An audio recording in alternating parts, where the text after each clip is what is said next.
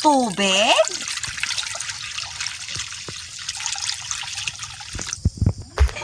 Ayan, maglalagay tayo ng sina. A little bit of sina. Ayan, takpan natin.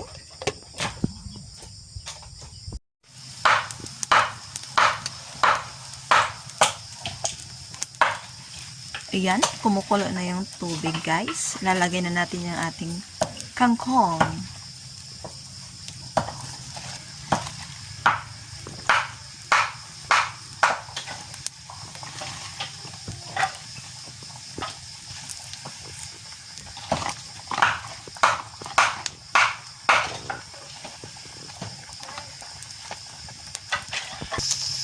Ay, grabe guys, oh. Ang lakas ng gasol namin, guys.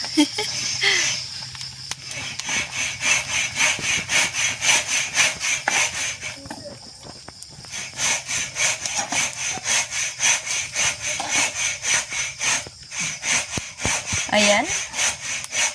Hihintayin lang natin na lumabas yung kaluluwa ng ating kangkong. Saka natin hanguin. So, ayan, lumabas na yung kaluluwa ng ating kangkong. Hanguin na natin.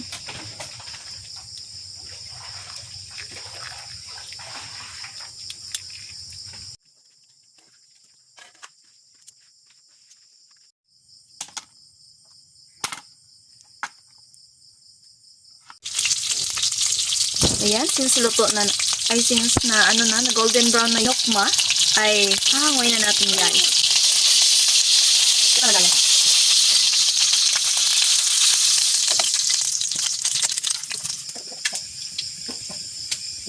Ayan guys, ay magigisa na tayo ng pangba para sa ating adobong kangkong.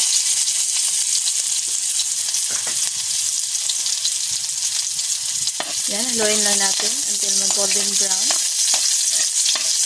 Saka natin ilalagay yung ating gulay. So, ayan, nag-golden brown na.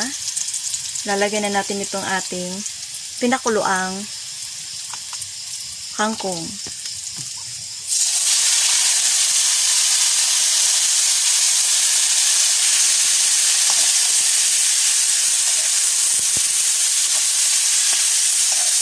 Ayan, i-mix lang natin para mag-bonding together yung yung wangba at saka yung ating kangkong.